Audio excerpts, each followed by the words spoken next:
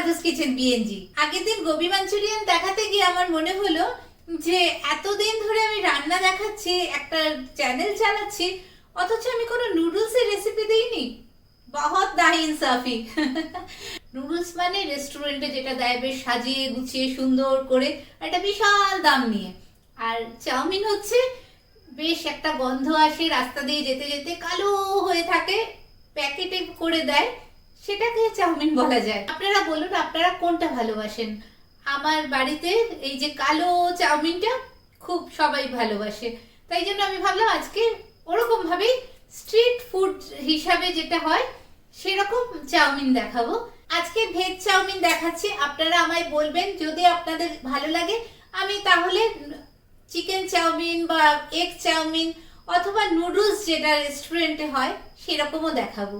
Noodles বা chowmein বানাতে গেলে অনেকেই একটা কথা বলেন যে নুডলসটা ঠিক হয়নি, ভেঙে গেছে বা দোকানের মতো হয়নি। আমি দেখাচ্ছি কিভাবে আপনারা বানাবেন, তাহলে নুডলস কিন্তু দোকানের মতো হবে একদম।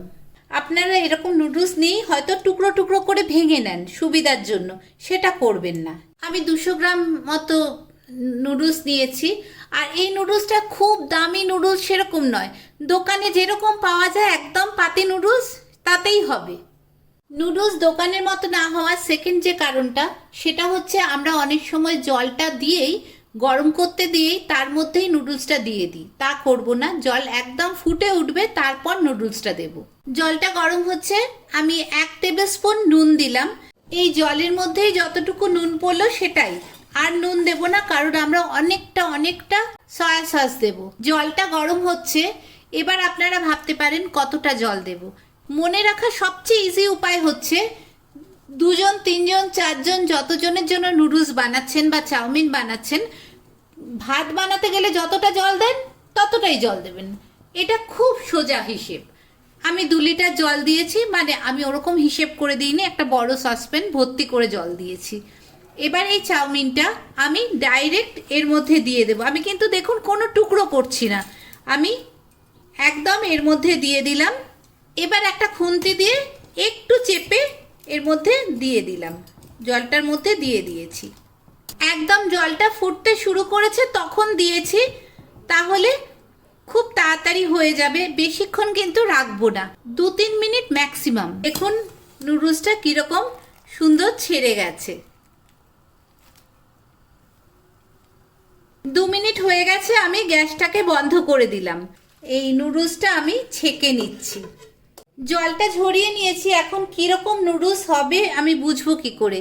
দেখুন যখন হাত দিয়ে একটু চাপ দেবেন এটা টুকরো হয়ে যাচ্ছে, সেদ্ধ কিন্তু পুরোপুরি হয়নি, পুরোপুরি সেদ্ধ হবে না, 80 to 90% সেদ্ধ হবে। জলটা ঝরে যাওয়ার পরেই এই নুডলসটাকে একটা বড় প্লেটে ছড়িয়ে দেব।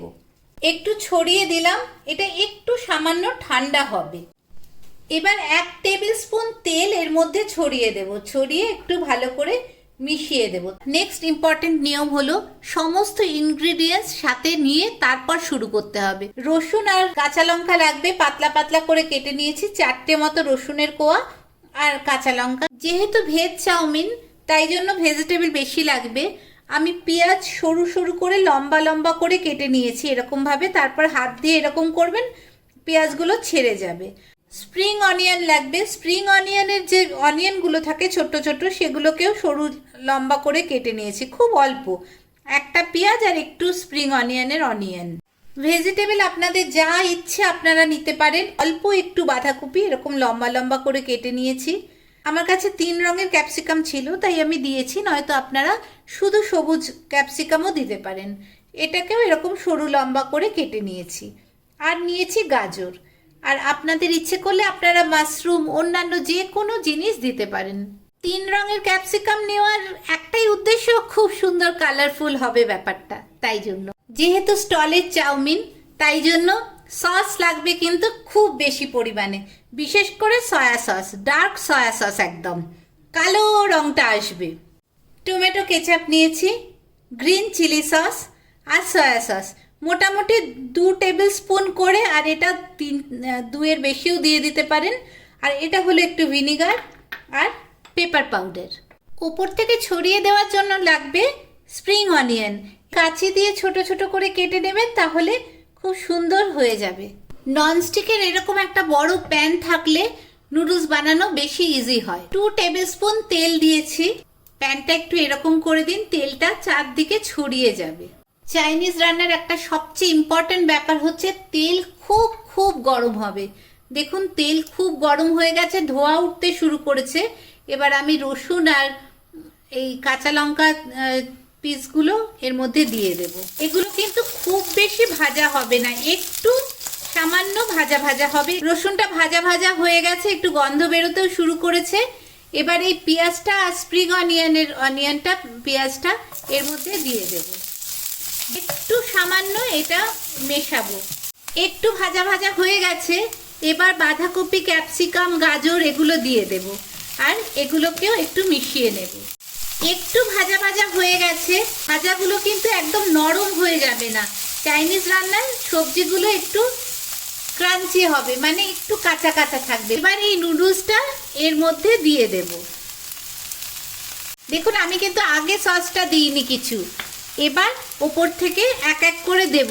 1 tablespoon vinegar, 2 tablespoon tomato ketchup, 2 tablespoon green chilli sauce আর 3 to 4 tablespoon soya sauce.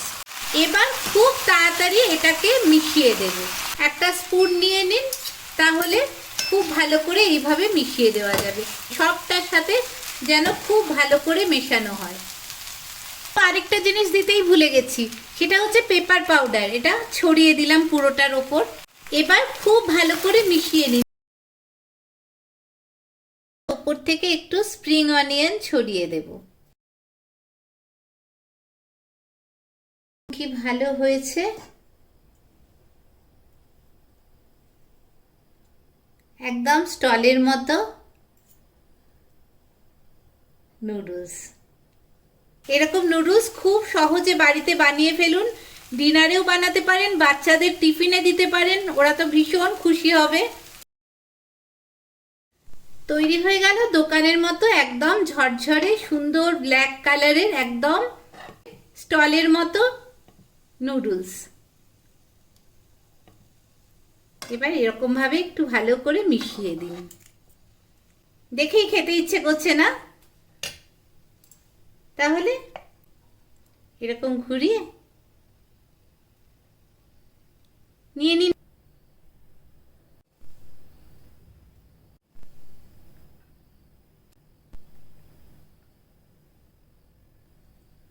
ব্যাস বাড়িতেই তৈরি হয়ে গেল একদম দোকানের মতো ইয়াম্মি নুডলস। এবার একটু স্প্রিং অনিয়ন ছড়িয়ে দিই ওপর থেকে। আমাদের স্ট্রিট স্টাইল চাউমিন একদম রেডি। যে কোনো সময় বানিয়ে ফেলুন, 10 মিনিটের মধ্যে হয়ে যাবে। তাহলে আজকে আমরা শিখলাম একদম রাস্তার ধারে ভেজ চাউমিন, যেটা সেই কড়াইয়ে ওঠে, এটা ভীষণ ভালো লাগে। আর আমার চ্যানেল মধুস কিচেন বিএনজি, আপনারা সব সময় আমার সাথে থাকছেন, আমায় এত সাপোর্ট করছেন, অনেক কমেন্ট করেন, আমায় আলাদাভাবেও জানান, ফেসবুকেও জানান। আমার খুব ভালো লাগছে। আর আপনারা নতুন নতুন রান্না যে দেখছেন তাই নয়, সেটা যে শিখছেন, আমাকে জানাচ্ছেন, সেটার জন্যও আমার খুব ভালো লাগছে। ভালো থাকবেন সবাই। Thank you.